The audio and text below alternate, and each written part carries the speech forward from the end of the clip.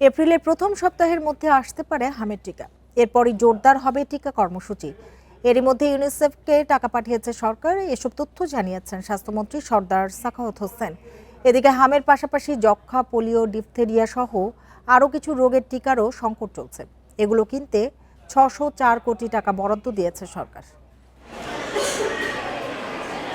যে রোগের কথা মানুষ অনেকটাই ভুলতে বসেছিল, সেটাই এখন চরম দুশ্চিন্তার কারণ হয়ে দাঁড়াচ্ছে। বিভিন্ন জেলায় দ্রুত ছড়িয়ে পড়ছে হাম, বাড়ছে শিশু মৃত্যুর সংখ্যাও। হঠাৎ কেন এমন পরিস্থিতি, তা নিয়ে উঠছে নানা প্রশ্ন। সরকারের টিকাদান কর্মসূচির তথ্য বলছে, গত ২ বছর ধরে হামের টিকার সংকট চলছে। এতে অনেক শিশুর টিকার আওতায় না আসায় জটিল হয়েছে পরিস্থিতি। সোমবার সচিবালয়ে স্বাস্থ্যমন্ত্রী জানান, জরুরি ভিত্তিতে টিকা কিনতে ইউনিসেফকে টাকা দিয়েছে সরকার।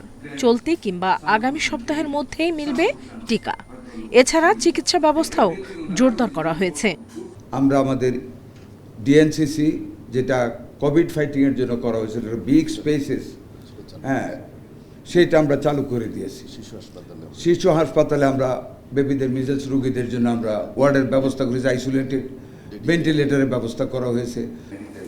শুধু হাম নয়, যক্ষ্মা, পোলিও, ডিপথেরিয়া, হুপেন কাশি, ধনুষ্টঙ্কার, হেপাটাইটিস বি সহ বিভিন্ন রোগের টিকাও কম এখন। এগুলো সংগ্রহে ৬০৪ কোটি টাকা বরাদ্দ দেওয়া হয়েছে। আমরা 604 ক্রোড় টাকা আমরা ইপিআই খাতে বরাদ্দ করেছি।